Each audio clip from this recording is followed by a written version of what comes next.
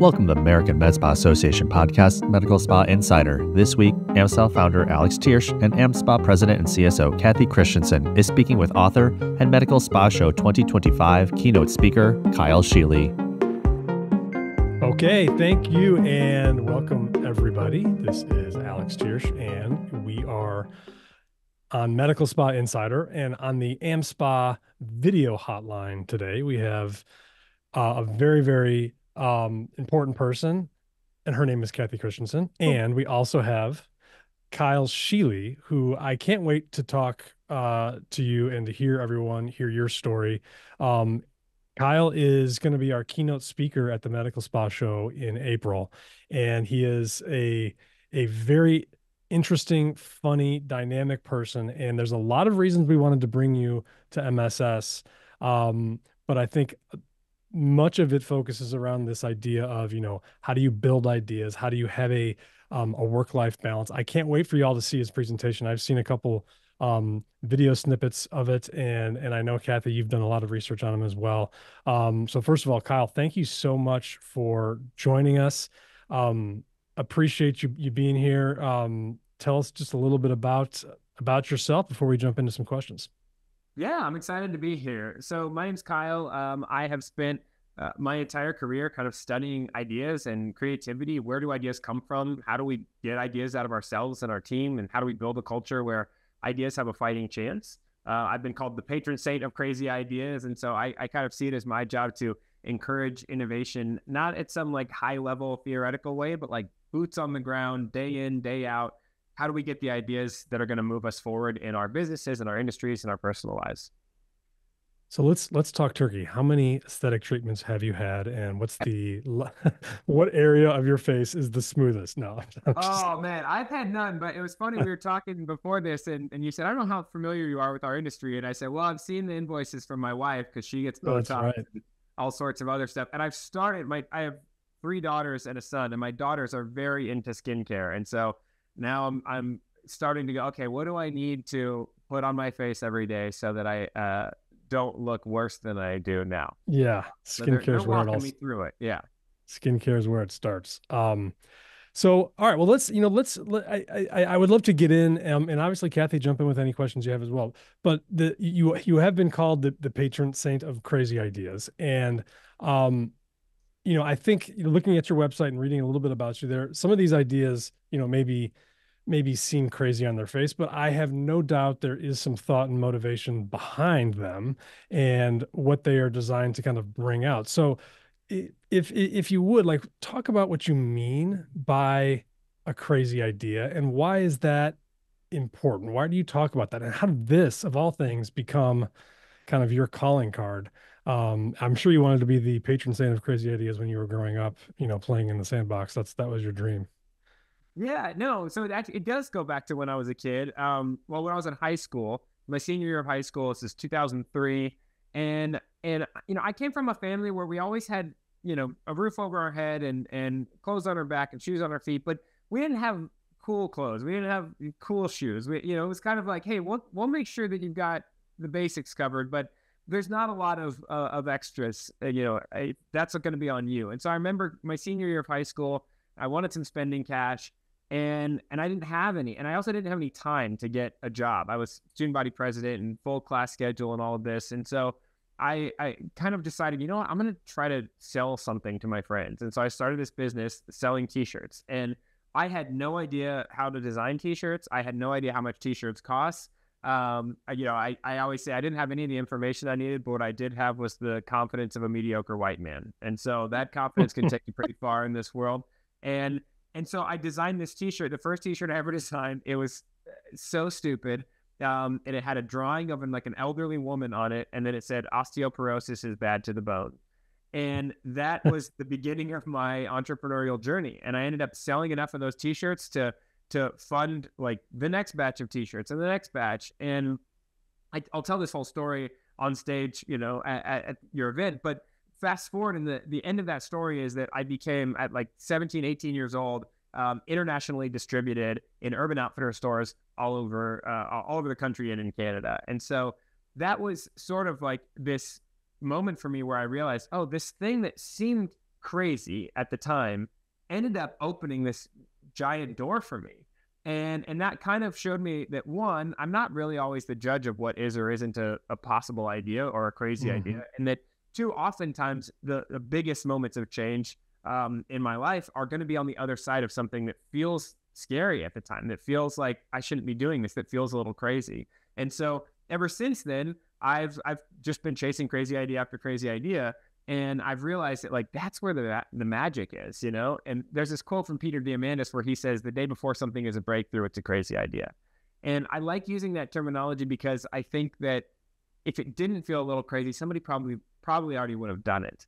And so we have to be able to live in that, like, oh, this feels a little bit outside of the realm of possible. Well, good. Then that's probably where you should be playing. Yeah, for sure. You know, it's like a lot of folks in our industry are, you know, not necessarily these aren't crazy ideas, but it almost seems like a lot of us fall into our roles. I did here at AmSpa. I mean, I'm a lawyer, and I thought I'd be in a courtroom yelling, "You can't handle the truth," you know, and all these kind of things. And here we are, you know, talking to you, and we've got a med spa conference coming up that's one of the biggest in the industries, and it's just, I never thought I would be here. So it's almost like, how do I get here? But it's almost the confluence of luck and then understanding that when you do something to take advantage of that and it works, to have the foresight to kind of get after it. So in some ways, crazy idea is almost an oxymoron, because if it's crazy, it wouldn't work, right? So it's so, but I relate to that very much, and I think we do here at AmSpa, and I think a lot of our members and attendees do that. This is something where you're, you know, some people are born entrepreneurs where that's what they're trying to do. They go to MBA school, that's all they're trying to do their entire life. For a lot of others, it just kind of happens, and you try something and it works, and you get after it. Yeah, I mean, it's also like the catalyst of change too. You have to have, like, for you in your t-shirt creation story, you needed money. Like, you, in your current situation, it wasn't, you know, where you wanted to be necessarily. And I feel like that's always like the impetus, oftentimes one of the pieces anyway, of the crazy idea is to say, I'm not happy with whatever it is right now. I want to change it. So yeah, I mean, I think everything that's ever moved us forward in the world came because somebody saw the way the world was, and they were like, it's a pretty good start, but I've got some ideas for how it could be better. And they went after that. And you know, I think that in your industry, you've got a lot of these accidental entrepreneurs who, they didn't necessarily set out to say, this is what I want to do. I want to start my own business. They said, I want to be in the healthcare profession, or I want to help people have more confidence, or get better skin, or overcome their insecurities. And in order to do that, I have to start my own business, because either one, no one's going to hire me, or there isn't an opportunity in this area, or I see this hole in the market. And it's not that they said, oh, I want to go do this. It's that they said, well, I want to do this other thing, and this is what it takes to do that. And I think that you end up dealing, you know, you can feel like, well, because I didn't set out to be a business person, you end up with this like massive imposter syndrome. I know that I have felt that. Like my sort of recurring nightmare in my life is just that someone's going to show up and say, oh, Kyle, you actually aren't allowed to be here. And I don't, my whole life, I'm always thinking like someone's going to show up and go, oh, sorry, Kyle, you can't do that. And there have been a few things that have helped me with that. One is that the sort of simple, inescapable fact is that 20 years in, that's never happened. It's never happened that someone has showed up and said, hey guys, stop the presses. We got to rewind all this. Kyle Sheely is not allowed to do this. He's not qualified. But another thing that's helped me is realizing that I'm not the only one. I think that a lot of imposter syndrome comes from not having any idea that everyone else also is in the same boat. And the more you talk to successful people, if they're honest with you, so many of them will go, dude, I didn't expect to be here either. I have no idea what I'm doing. And that can be like terrifying when you look around, you go, oh, nobody has any idea what they're doing. But then you realize, well, everything is still getting done though. Like that guy doesn't know what he's doing. That woman doesn't know what she's doing, but she's doing it. And so it seems like there's not really any connection between what I think I'm capable of and what I'm actually capable of. And the way that you figure that out is just by kind of doing it. There's this quote from the artist Georgia O'Keeffe, and she says, I've been absolutely terrified at every moment of my life, and I never let it keep me from doing a single thing I wanted to do. And at some point, you just decide, like, I'm going to feel the fear and I'm going to do it anyways. And I think one of the reasons why I love this whole idea of crazy ideas is because that's where so many innovative things come from, is from the outsider perspective. It's from like the person who didn't go to business school, the person who didn't go to art school but becomes an artist anyway, the person who's tried to do one thing, that, you know, the person who went to law school and then ends up leading an association. You're going to come at that job from a totally different perspective from someone who came up in the association world. And so what happens is oftentimes it's that position as an outsider that gives you the perspective to see things that other people can't even see. And so when you've got everyone trying to solve this problem, but they're all sitting in the same position, they only have one perspective on that. But you're over here and you're able to say, oh, I actually have a different perspective. And you know, for your attendees at this conference, they have a different angle on business and on the medical industry than somebody who's only in one of those worlds. And I think that creates some interesting magic. I think that's awesome. No, I think kind of going back a little bit, and I would love for your thoughts on this, because in many ways our industry is, you know, a personification of that theory, and that it's that we, you know, aesthetics originally started with plastic surgeons and dermatologists. This industry, the med spa industry, really was built up by non-plastic surgeons, non-dermatologists, nurses, NPs, people who weren't in the traditional aesthetics world. But so we've always kind of, when we started, weren't necessarily looked at with the same sort of seriousness, at least at first. Now that's not the case, but they were the ones, our group was the ones who really built out the model and made it what it is. And they were the ones who really took it to the next level. And in some ways, I don't know that could have happened. It probably wouldn't have been where it is had we not had, you know, quote unquote outsiders doing it. So I think that's a really salient point for our group as well. Now, Kathy, am I off base on that? But that kind of seems how that really seems how we've kind of developed. Well, and I would say, I don't think you're off base at all. I think that we are oftentimes the crazy thinkers, or the outside thinkers, are the pioneers of industry, or are the pioneers of a movement, or what have you. And I think you're absolutely right. That's why people are here, and they wanted something different. It wasn't working for them. Mm-hmm. And we're lucky. We're still at kind of in our infancy. So we still have the super crazy people. I will say, not crazy, but you know what I mean. I will say, are crazy. One of the challenges, though, now that people are they've had their crazy idea, they've made their breaks from, you know, working in the hospital or whatever it is that they weren't happy with, and they're successful, but they're getting the real life kind of drag down of, you know, payroll and inventory and, you know, the not so creative, crazy things. And it can be difficult to chase an idea when you've got those things to hamper you.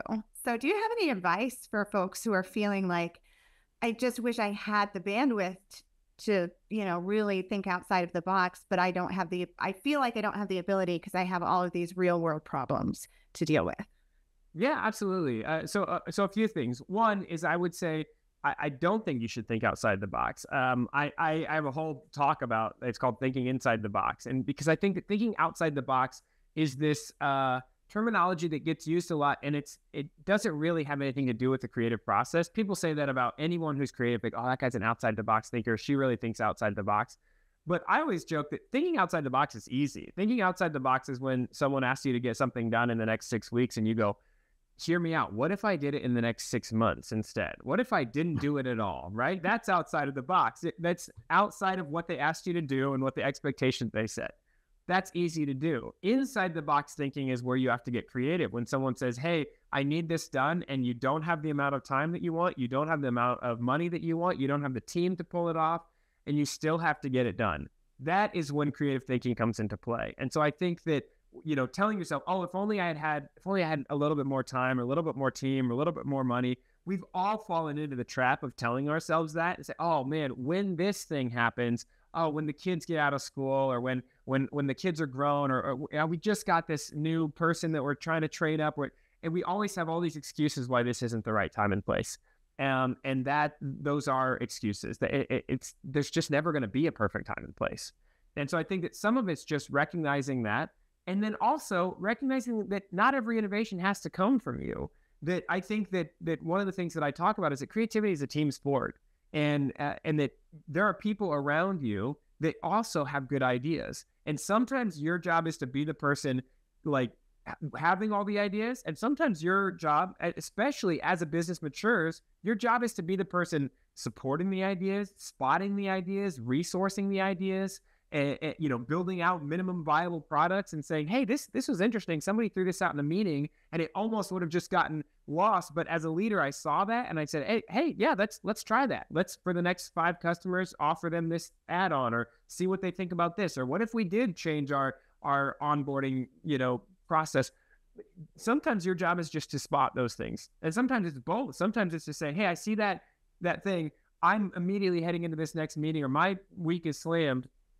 Hey, I'm going to hand this to this team member and I'm going to let this be a part of their journey to say, hey, take that idea and flesh it out a little bit and let's build that together. And sometimes it is shifting from, hey, I'm the person who does everything to now I'm a leader. Now I'm helping other people to, be a part of their own creative journey. And we're all doing this together. Such a good point. And very, very difficult for a lot of folks to do, present company including. I have, it's because you're giving up and you're control over something that you have a lot of feeling and opinion over. I do have one question that popped into my mind that I want to ask before I forget. Tell me how many dates did you go on in high school because you had a t-shirt in Urban Outfitters? Well, I didn't have the t-shirts at Urban Outfitters until after I graduated. So that was well then fine.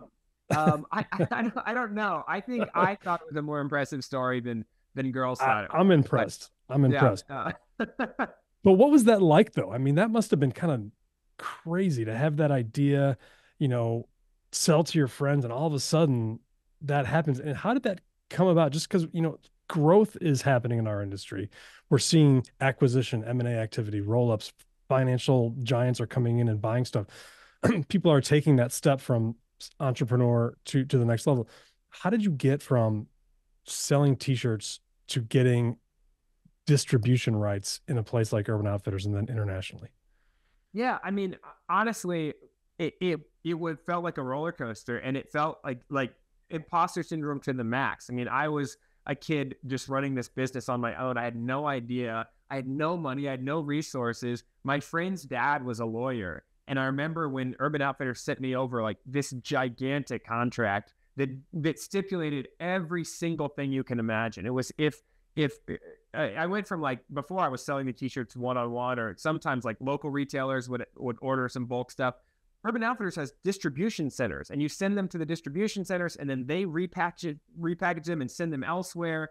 And they have very strict, like, this is how the t-shirts have to get to us. This is the kind of cardboard that has to be used in the box. This is the kind of labeling, and any of this that gets violated can be just an immediate rejection. And we'll send it back to you and the contract's done. And I remember I was like, I have no idea how to do this. And I showed my friend and he was like, let me ask my dad.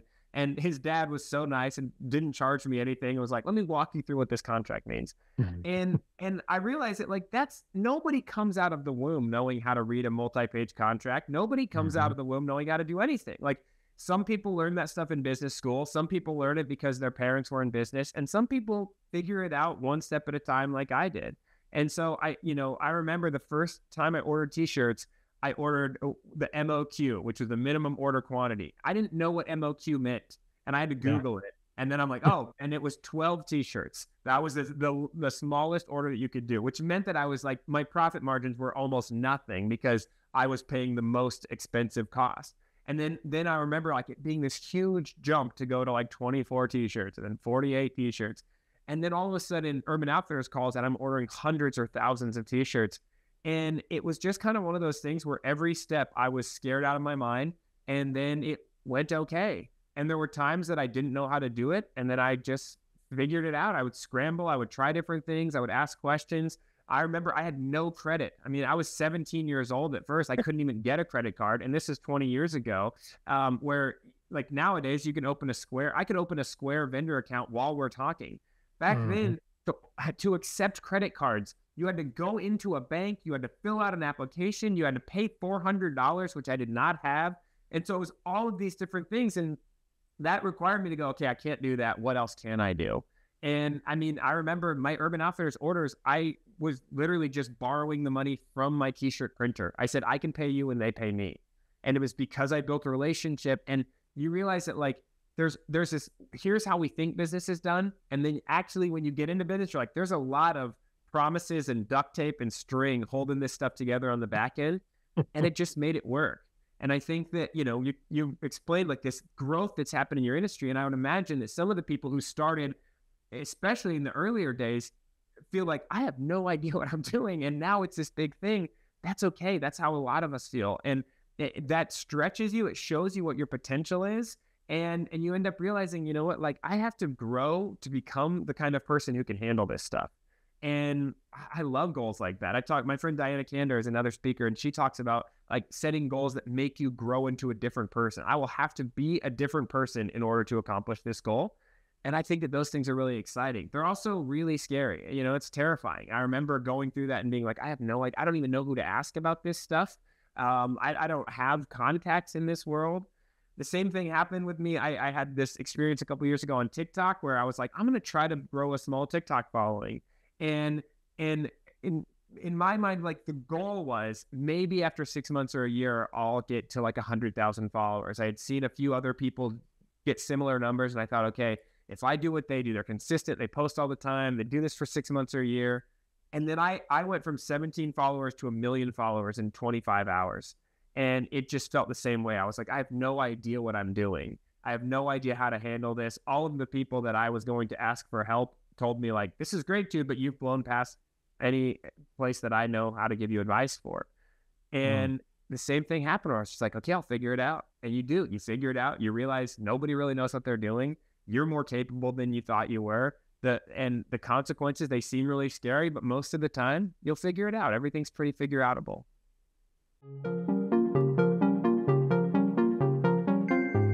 I'm Kathy Christensen, President and CSO of AmSpa. Don't miss Medical Spa Show 2025, April 10th through the 13th at the beautiful Wynn in Vegas. Use code Medical Spa Insider MSS25, all caps, as a promo code when you register at www.medicalspashow.com. See you there.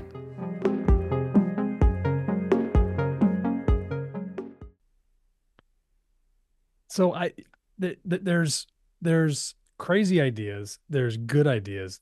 Obviously you have something. If you can do t-shirts that go to Urban Outfitters and you've got the ability to go to 1 million TikTok followers in 24 hours, you've got you've got this secret sauce where you're able to kind of conjure up something that people can relate to. What do you think that is? Like, how do you think you've been able to do that type of success? And I know there's probably not one thing, and there's a million, but what potentially would translate? It sounds like you've been good at building the relationships, and I think that's a key lesson, is that the more relationships that you have, the better you're treating people, the more they're going to help you. But you've obviously got the ability to kind of link onto something that relates to people, and I'm always fascinated by that, because that's that's not easy to do, and to have ideas like that, multiple ideas that can multiply like that, I think is pretty incredible. Well, and I would even kind of add on to that, like, how do you stay out of your own way? Because I feel like, I mean, I'm curious. I'm dying to know. Teach us. I think that you're on the right track there, Kathy. I think that like that's really when you asked what's the secret, and I would agree. I don't think that there's one thing, but I think that if I had to boil it down to one thing, I would say that like it's just doing things. It's taking the next step. This is a very silly example, but years ago I used to drive by this sign every day on my way home, and this person had erected a sign in their parking lot that said, "No turnarounds, violators will be prosecuted." And it wasn't even like a person's home. It was like a business. And I had never seen a car turn around there anywhere. And I thought, this is a weird, like very unneighborly kind of sign to put up. And so I joked, I was like, I'm going to go stand there and just turn around and like videotape myself turning around, while not like in a car, but just me standing in center of the road turning around. And I'm going to lip sync to Total Eclipse of the Heart, because that song just goes, turn around every now and then. And I was this dumbest idea. But I explained it to a friend of mine, and then I went and did it. And a couple days later, I came back into this coffee shop my friend owned, and I had a bunch of cameras that I was like uploading footage off of, and I was going to edit this video. And he goes, "Hey, what are you doing?" And I go, "Oh, I forgot that I'd already told him about the idea." And I was like, "Oh, there's a sign and I'm making a video." And he goes, "Oh, you did that?" And I was like, "Yeah." And he goes, "Kyle, that's what I like about you." Because he runs a coffee shop. He said, every day people come into this coffee shop and they talk about all the things that they're going to do. And they talk about the business they're going to start and this idea they have. And he's like, and I've noticed that for most people, it goes from like, "Hey, here's this idea that I have." And then the next time they talk about it, they go, "Here's this thing I'm going to do." And then the next time they talk about it, they go, "Here's this idea that I have." And you kind of like, you approach it and then you kind of come back down. And he said, you go, "Hey, here's this idea I have." And 2 days later, you're like, "Hey, I did it." And he said, "I think that that's sets you apart." And I really think that that's one of the only things that sets me apart, is that when I have an idea, I'm probably going to try it at some point. I just like everyone else, I doubt myself all the time. I procrastinate. There are projects that I have talked about for a long time that I haven't started yet, or I've started and stopped. But I'm constantly going, how can I move the ball forward just a little bit? How can I just give this a try?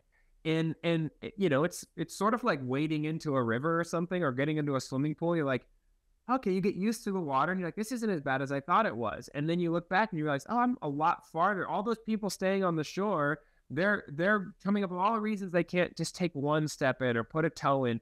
And I think that's it, is I didn't get to Urban Outfitters the first day. It felt like it was really fast, but what it started with was I just borrowed a laptop from a friend, taught myself how to use Adobe Illustrator, and designed one t-shirt. And then I printed it out on my school's computer lab to save myself money because I didn't want to use my own printer. And then I just went table to table in my lunchroom saying, "Hey, would you like to buy this t-shirt?" And I sold, 12 t-shirts the first time. And I probably made like $13 or something off of that whole thing. And I just kept doing that. And you do it one time and you go, oh, it's actually not that hard to get t-shirts printed and distributed. And oh, like next time, if I order twice as many, I make a little bit more money. And then you're in there talking to the guy while you're picking up the t-shirts. And he says, "Hey, if you buy these other t-shirts, they're a little bit cheaper. Or, hey, have you thought about this?" And it just, over time, you just take one step at a time and you keep doing that. And, you know, over 10 years, 20 years, you can get pretty far that way. I think that most of us talk ourselves out of our ideas before we really give them a shot. You know, you said there's crazy ideas and there's good ideas, and I agree, but I think that it's almost impossible. I think it probably is impossible to know ahead of time which one is which. Almost any idea, depending on how you describe it, can sound really great or it can sound really dumb.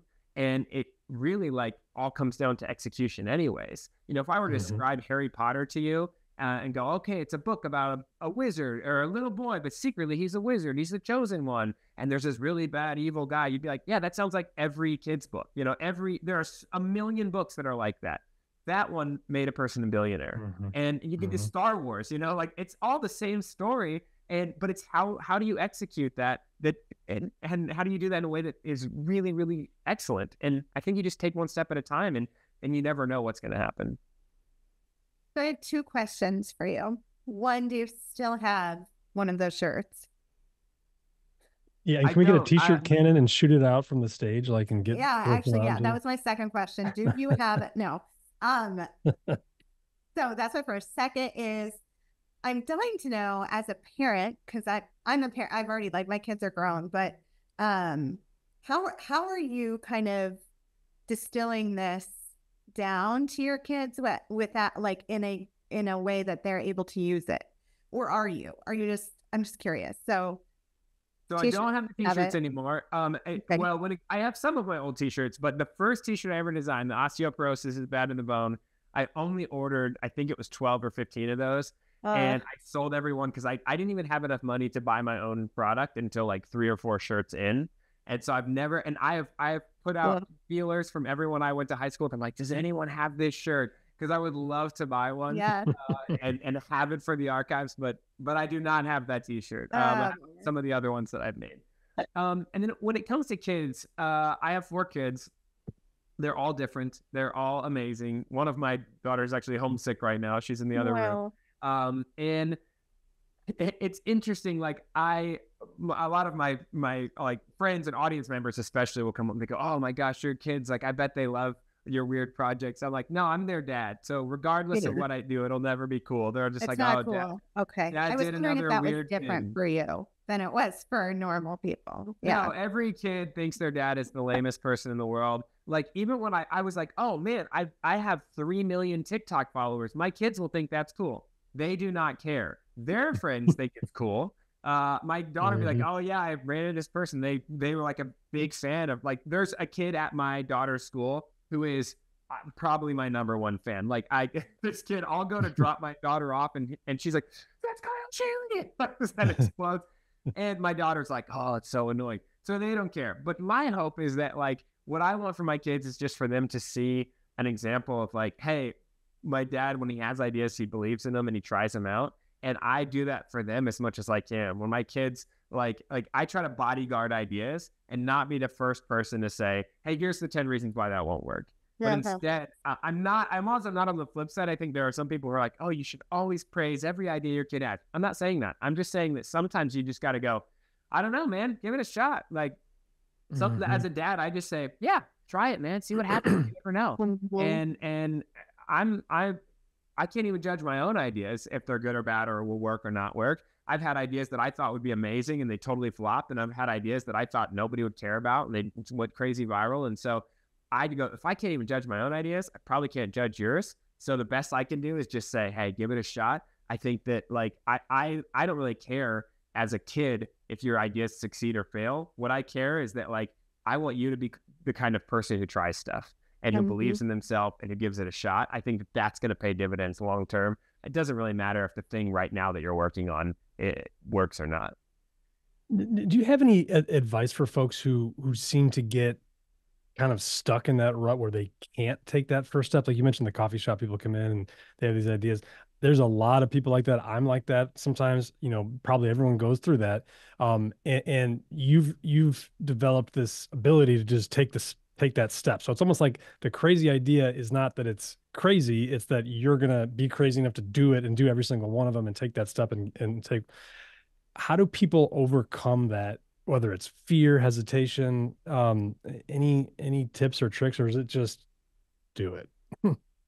Some of it's just do it, but I think also it's like figuring out what is it that's keeping you from doing it. Is it just fear? Sometimes, like, then ask yourself, can I make it a little bit easier? Is there a smaller version of this that I can test? I think that sometimes we think of an idea and we immediately go to, like, the biggest version of that idea and they go, I could never do that. Well, yeah, nobody's asking you to do that. No, like, and that becomes sort of like an easy cop out to go, like, oh, well, I couldn't do this. I think that you mentioned that this industry started out, like, with a couple of nurses trying this thing on the side, and now you've got private equity and you've got national chains popping up, and nobody started day one with where it is now. But you see where it is now and you go, I could never do that. I think I shared this story on our pre-event call. Like, I was working with a bunch of credit unions earlier this year, and they played a video of, like, it was like the 100th anniversary of this credit union association.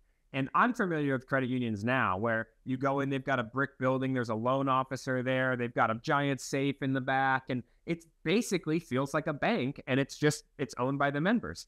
And they played this video of where credit unions started, and it was like, in this particular state, it was teachers who, they were like single women, and at the time they couldn't get bank accounts of their own, so they were like, well, we'll just start our own thing. And the credit union was a metal box with a lock that could very easily be picked, that was stored in a closet at the school, and they would all pull their money in there, and they would give each other loans, and they would help each other buy houses and stuff. And you fast forward 100 years, and now there's a brick building and a loan officer and it feels legit, but it didn't start there. And so I think sometimes you picture in your head the brick building and you forget, well, what if I just started with the metal box? What's the metal box version of this idea? What's the napkin version of this? How can I try that out? And also sometimes it's, well, I don't have the knowledge. Okay, well, get the knowledge. Where can you get it? Who can you ask about this? Who else might have an interesting perspective? Sometimes it's you're looking at it from this one angle and going, I couldn't do this. And sometimes it's just asking interesting questions like, how would someone who's not in this industry handle this, right? Like, how do I abstract this problem out? Instead of how do I get people to buy this one product, that can get really granular, because you're just going to look at, how does everyone else sell Botox? How does everyone else sell this skincare treatment? Instead, what if you just said, how does anybody sell anything, right? How do dentists sell veneers? How does Home Depot sell 2x4s, right? ask yourselves, if I was in a different industry, how would I approach this? And sometimes just like those things, just continuing to chew on the problem, continuing to wrestle with it, just not giving up, just not quitting, it keeps your brain working on it. And the longer that you're in the game, the more likely it is that something's going to come up and that goes, oh yeah, I could do that. I could at least take that step, and then take that step and see how it goes. And you just take it one step at a time. It is always going to feel painfully slow. It's always going to feel like you're not getting anywhere. And then you look back and you're like, wow, actually I've come pretty far. So it really just is trying it and not giving up, and constantly looking for how can I push this forward a little bit farther. I think one of the things that I know that you kind of focus on is the power of collaboration. And for a lot of our industry, even if you're on a team, a lot of folks are feeling competition, or they're feeling like they have to be very guarded about their collaboration, or they don't even have the opportunity. We have a lot of one-man, one-lady shows in this industry. How do you go about kind of exploring collaboration and getting that kind of village voice into your decisions? How do you recommend kind of doing that if you don't naturally have it in your current environment? Yeah, so I talk about creativity as a team sport, and I say creativity is a team sport because life is a team sport. I think that there's this myth in the American psyche of like the self-made man or woman, and if you dig into anyone's story, it's just not true. Everyone had support from someone. Sometimes it's, you know, they were part of a community. Sometimes it's they had business partners. Sometimes they had rich parents, whatever it is. But we all have teams. And sometimes when I say that, someone goes, no, but I'm a sole entrepreneur. I don't have a team. Well, your team doesn't have to be a work team. Your team could be your spouse. It could be your best friend. It could be the bank that you work with. Like, you've got relationships. And so lean on those people. And I think that your association is great. This is why I love associations, is because you get all of these people who do some version of the same thing, but they all do it in different places, at different scales, at different times. And so it's probably true that, like, if you're in a town and there's 2 people who have these businesses doing medical spas, your other competitor is not going to open their books and show you how they're beating you. But you know who probably will? Someone who's doing it across the country from you that you run into at the association, because you're not a threat to them. And they go, and like, yeah, if I share this with you, it doesn't hurt my business. No one's going to go, you know what? I'm in Milwaukee, but I can get a really great deal in San Diego. So they're just doing such a great deal. Like that's not going to happen. And often what you do find is that when you open up and you share your problem and they're going, oh, well, here's how I fix that. Oftentimes you end up having perspective on a problem that they have at the same time. And you might think, no, they're too far ahead of me. They're doing something. You just never know. Before I was a corporate speaker, I was a youth speaker. So I used to travel around and do high school assemblies and leadership talks for high school kids. And when I came into the corporate world, I felt like, oh, I'm the guy who doesn't know anything about this world. And then I was talking to this guy who's a very successful corporate keynote speaker. And I was like, hey, can I ask you some questions about how do you handle this? How do you handle that? And he goes, yeah, but can I ask you some questions? Because I just booked my first big conference for high school kids and I'm terrified. And he's like, those kids scare the crap out of me. And I was like, okay, yeah, let me help you. And it was mutually beneficial. And so it's not always going to be ask your employees or your team or your investors. You might not be at that scale yet, but every human being is at a scale where they have some relationships. And so sometimes it's talking to your spouse at night and going, hey, let me unpack this work thing that I'm working on. Or sometimes it's, hey, I'm going to talk to my buddy. I'm going to call my college roommate and ask them, hey, how would you approach this thing? Or it's coming to an association meeting and saying, hey, this is what I'm dealing with. This is the problem that I'm having. Here's what I've tried that hasn't worked. Does anybody have any ideas? And sometimes just by being vulnerable and opening up, you'll find that other people are able to say, oh yeah, here's exactly how I'd handle that. And sometimes they won't have the exact answer, but they'll have a piece of it that moves you forward a little bit, and it gives you a new perspective and it keeps you going.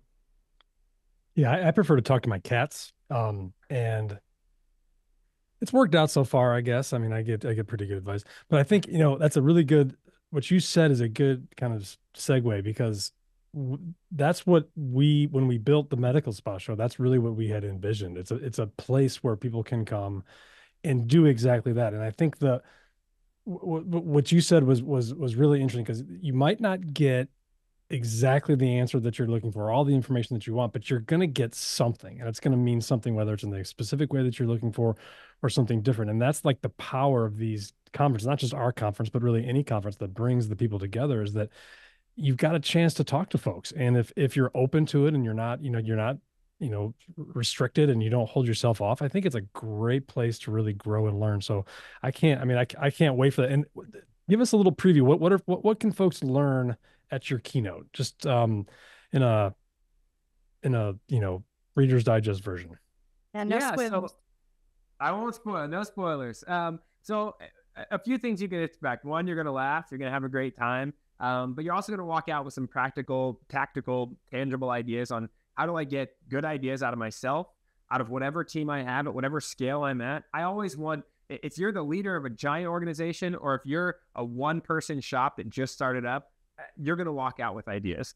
And then we're just going to deep dive into what is creativity and innovation on a day-to-day level. How does it work? How do you build a culture where ideas have a fighting chance and where you're getting the best ideas out of people? And how do you remove common roadblocks? There are so many things that we do all of the time that kill innovation and creativity that we don't even realize that we're doing. And they're very easy things. Like, I never want someone to come to a keynote and go like, yeah, that sounds great, but now it's really all I walked out with is a bunch more stuff that I have to do. Or there's this new process or this new piece of software. No. The innovation is something, it's really, like you said, getting out of your own way. And ideas are a naturally occurring resource. All of us have them. Every single human being is creative. And so I'm going to walk you through how do you maximize that, and how do you minimize the things that are going to take that away from you. And then how do you get back to take those ideas and put them back to work in your individual practices and in your businesses in a way that makes a difference. That's awesome. I can't wait. Now what's you have a lot of books behind you, as we've noticed. They're color coded, which I think is amazing. Kathy pointed that out. What's your kind of, is there, I should say, do you have a go-to kind of book or manual that you go to? Like, for instance, whether it's a organizational book or something like that, what's the one that you kind of rely on or you recommend to people more than others? For creativity, I mean, there's a million of them. It really depends on what problem you're trying to solve. I'm a big fan of Austin Kleon's books. He wrote Steal Like an Artist and Show Your Work and Keep Going. I'm actually just reading a book right now called Art and Fear, and it's all about how fear gets into the creative process and how actually as an artist you have to separate those things and realize there's the work that I'm doing, and then there's all of my opinions and fears and worries about it and how those things conflict. And then there's tons of just fun books about creativity. There's books with full of examples and little tests and things to do. There's a book, I think it's behind me somewhere. It's called Tattoo a Banana, and it's just a list of creative exercises that you can do. Man, I couldn't narrow it down. There's way too many. Tattoo a Banana. I love it. We got to get some t-shirts and a t-shirt cannon. We got to figure that out. Because I think that's maybe we'll make our own. It'll just be get out of your own way or something like that, and we'll start shooting those out. I like it. Copyright Amazon, Kathy Christensen. Just get some. I'm sure you can get t-shirt cannons on Amazon, right? Oh, for sure. Oh yeah, Feels like 2025, totally. Absolutely. You can get anything on Amazon. Kathy, any last minute questions, thoughts before we break? Honestly, I'm very excited to see you in person and Kyle and hear your talk. I think we should let people know how big you are on TikTok and get some TikTok fans there too, some screaming fans. Be kind of cool. But any other thoughts? Yeah, no, I'm one of the lucky ones who've actually seen Kyle speak, and I am excited for everybody to be there. It's not only an eye-opening journey, but it does leave feeling more capable of handling your ideas. And I hope a lot of people can break through that, I want to do this, but I, actually do what you do, like you said, which is actually do it, as opposed to I want to. That's very interesting. But anyway, I hope everybody has a chance to come to the keynote. It's Friday, April 11th at the Wynn in Vegas. You are in our keynote. You don't kick us off. You're not right first thing in the morning, but I know you close out the general session, and it's going to be awesome. So I can't wait. Yeah, and then in closing, Kyle, what's just because I meant to ask this earlier, and I know we're bumping up against time. What's your crazy idea that you've done in your life? Oh, I don't know. People always ask me like, what's my favorite idea? And I always think my favorite idea is whichever one I'm working on at the moment or whichever one I just finished. My most recent idea that I kind of published out to the world was I have a friend named Ryan. Ryan is a congenital amputee. So he was born with one hand. His left arm stops like right below the elbow. And Ryan and I have been friends for years. And he posted a picture 7 years ago, I think, on Instagram or Facebook. It was he had drawn this prosthetic arm that had hidden compartments in it for sneaking candy and soda into a movie theater. And as soon as he drew it, I was like, I'm gonna build this for him. And for all sorts of reasons, I didn't for a long time. And then finally this year, I was like, you know what? There's never gonna be a perfect time to do this. I'm gonna do it this year. And so he lives in Wisconsin. He flew down to Missouri, and we made a mold of his arm. And then I ended up like hacking up a mannequin and did all this stuff and flew back up to Wisconsin. And this summer we went to a movie theater with this ridiculous prosthetic arm that had Sprite Zero hidden inside of it and a bunch of Twix and all. It was absolutely ridiculous. But it was so much fun, and it ended up becoming this short film that I released on YouTube. That's kind of about the project, but ultimately really it's about friendship, and it's about chasing your own ideas and doing things while you still can. So I'm really proud of that, and I'm excited about that, and it's been really awesome to watch people respond to it. That's awesome. So if I say I really want to make a ATM that can spit out $100 bills in my house, then you'll figure that out. It's great. I'll figure it out. Yeah, we might both go to jail, but well, thank you. He doesn't say real $100 bill. Okay, that's much easier. Yeah, that's true. Where you mentioned your YouTube channel and TikTok. Where can folks find you if they want to learn a little bit more about you? We've got all of your information on our website, or we will shortly if it's not there. Where can folks learn a little bit more about you if they want to learn about Kyle the Man? Yeah, it's just KyleScheele.com. That's KyleScheele.com, or I'm at Kyle Scheele pretty much everywhere. Okay, awesome. Well, appreciate your time. I know you're a busy guy. Thank you very much for everything. And I can't wait to meet you in person. And we're going to set something on fire on stage. Some crazy idea. That's going to be great. I can't wait. It's going to be awesome. Thanks, Kyle. We appreciate it. Thank you. Have a great day. Bye. Thank you for listening to or watching the Medical Spa Insider podcast. Please follow or subscribe wherever you listen to your podcasts, and subscribe to our YouTube channel for future episodes. For more information about the American Med Spa Association, please check our show notes or in the description below.